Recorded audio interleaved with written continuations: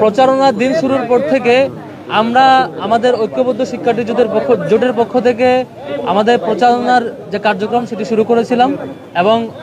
হলগুলোতে এবং ফ্যাকাল্টিগুলোতে শিক্ষার্থীরা যেখানে যেখানে অবস্থান করছেন শিক্ষার্থীদের সাথে সাক্ষাতে আমরা আমাদের সময় কাটাচ্ছি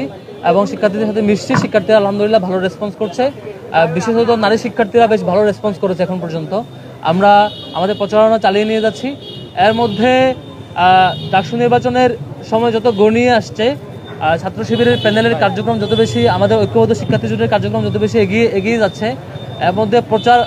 প্রপাগান্ডা এবং অপপ্রচারও একসাথে বেড়ে যাচ্ছে আমাদের ব্যাপারে, আপনারা সেটি লক্ষ্য করেছেন। এবং বেশ কয়েকদিন ধরে দেখতে পেয়েছেন আমাদের বিভিন্ন প্রার্থীরা বিভিন্ন টক শো কিংবা কোথাও কথা বললে অথবা অন্যান্য আয়োজনগুলোতে যারা তাদেরকে হুমকি মনে করছেন, প্রতিদ্বন্দ্বী মনে করছেন, সঠিক প্রক্রিয়া প্রতিদ্বন্দ্বিতা না করে বরং একযোগে সবাই মিলে সেই পুরনো এজেন্ডাই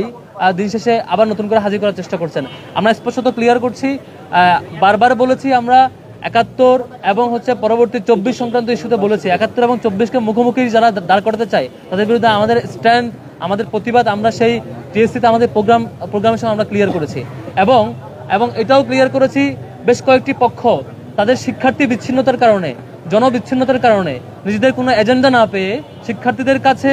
প্রকাশ করবার মতো নিজেদের কোনো ইতিবাচক কার্যক্রম না পেয়ে, কোনো এজেন্ডা না পেয়ে তাদের একটাই এজেন্ডা হয়ে দাঁড়িয়েছে।